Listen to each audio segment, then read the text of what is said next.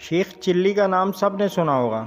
एक दिन उसके हमसायों ने एक प्याले में सालन डालकर उनके घर भेजा। ये सालन शेख चिल्ली ने पहले कभी नहीं देखा था।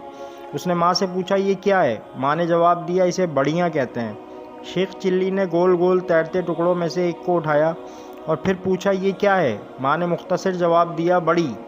शेख चिल्ली ने खूब पेट भरकर खाया। उसे ये खाना बहुत पसंद आया। ये तो बहुत मज़ेदार है। अगले हफ्ते शेख चिल्ली माँ से ज़िद करने लगा, माँ मैं तो वही खाना खाऊंगा जो साथ वालों के घर से आया था। माँ ने कहा, इसमें बहुत मेहनत और वक्त लगता है। ना तो मेरे अंदर दाल पीसने की हिम्मत है, ना ही ताकत। अगर तू इतने ही उतावला हो रहा है तो बहू को लाने के बहाने अपने ससुराल चला जा।